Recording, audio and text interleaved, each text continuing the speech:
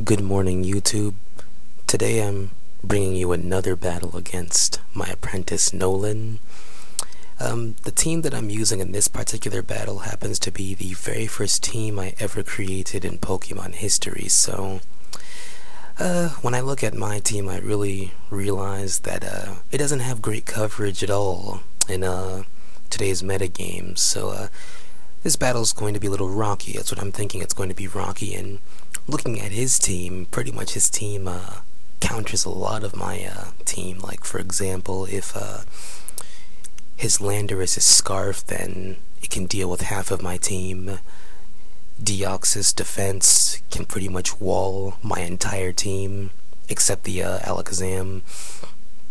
His Hydreigon, if it's Spexed, it can pretty much one-hit KO a lot of things on my team except the Metagross and the Togekiss.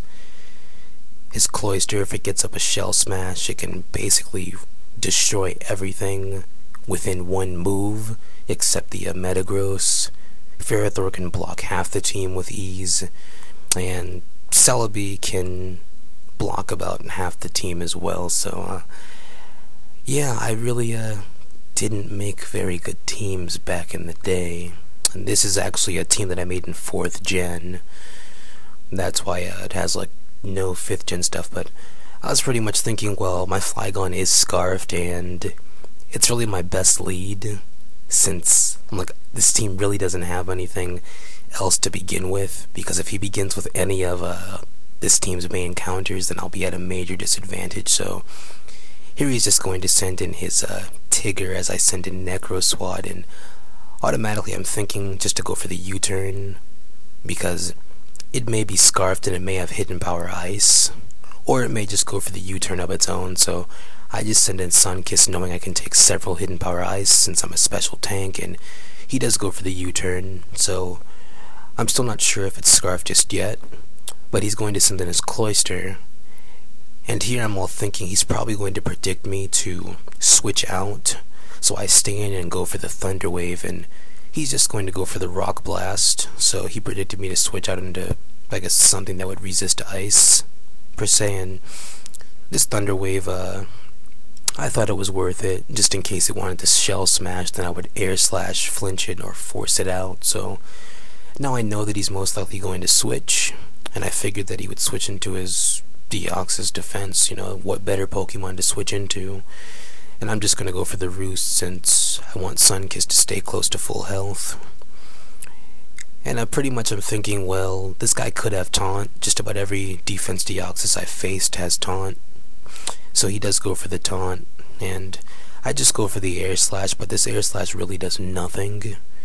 It does like 20% health, so I know that he's a special tank, or he could be the mixed tank with no HP investment. Either way it goes, Sunkiss really can't hurt Astro Bulk, so I'm going to send in Mecha Spidey, who happens to be a Life Orb Agility Metagross, and I figure after one Agility I can outspeed everything on his team, and then I can pretty much start Meteor Mash, Ice Punch, and Earthquake everything. But he sends in his Hydreigon, and I just go straight for the Meteor Mash, since I was like thinking, oh yeah, his Hydreigon could be Scarfed, so if I go for Agility, he'll still be faster since I'm Adamant, not Jolly. But since I don't have Stealth Rocks, Hydreigon barely survives, and now I'm predicting the Flamethrower or the Earthquake, so I send in Necroswat to take or resist either attack, and I'm just going to go for the U-turn since I'm Scarfed.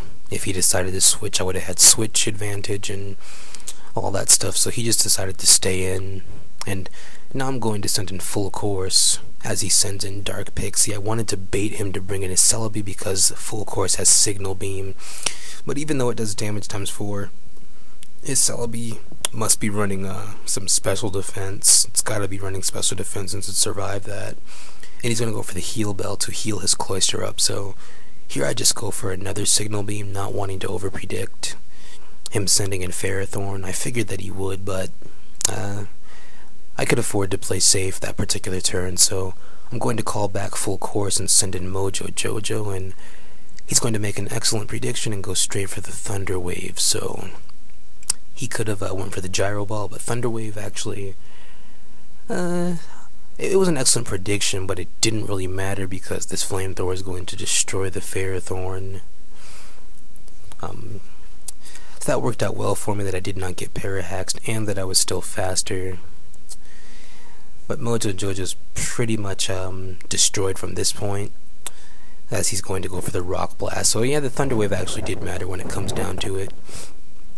And thought he would go for the Shell Smash, so I was like, well, I'll just close combat and then finish him off next turn. But he plays it safe since he knows that most Infernape have Mach Punch. So now I'm going to go for the Agility as he goes for the Shell Smash. And it took me a while to realize that we both had 239 speed, and we were pretty much speed tying from this point, because my Agility went first and then he goes first the next turn. And I'm thinking, how is he faster after we both doubled our speed? But yeah, I remembered Cloyster's speed at Adamant Nature is also 239, so here he's going to go for the Rock Blast, but it actually misses, so Meteor Mash is going to be able to take the both of us out, which is fine. I would have preferred Metagross to survive, but that's what happens when you have Life Orb. Sometimes you faint.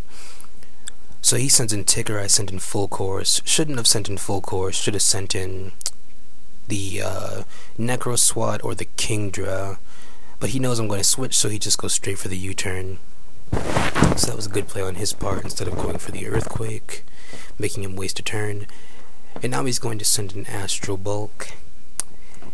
And here he makes like 2 questionable moves. I'm just going to go for the Outrage because it's really the only attack that I have that will significantly hurt this thing. And he's going to go for the Taunt. So like, I'm thinking, why would you taunt a Flygon? Like, maybe you thought I was the Toxic Roost version from 4th gen?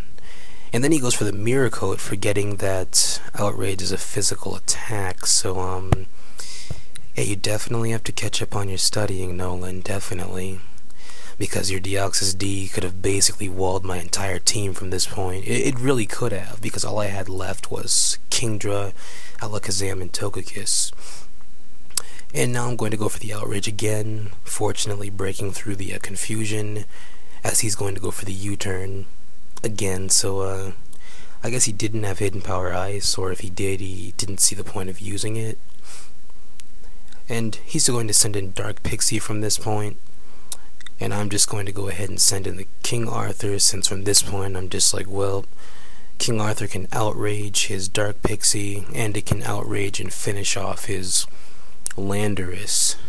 But he's going to send in his Landorus, and he's going to go for the Stone Edge, which gets a critical hit. And now I'm thinking, well, he's probably going to good game me, because my Alakazam is not Focus Sash, and all I have left is Togekiss. So I told him good game. But unfortunately for him, Stone Edge misses. If it did hit, he would have won. So, good game, Nolan. This is UnhappyCarousel signing out. Please comment, rate, subscribe.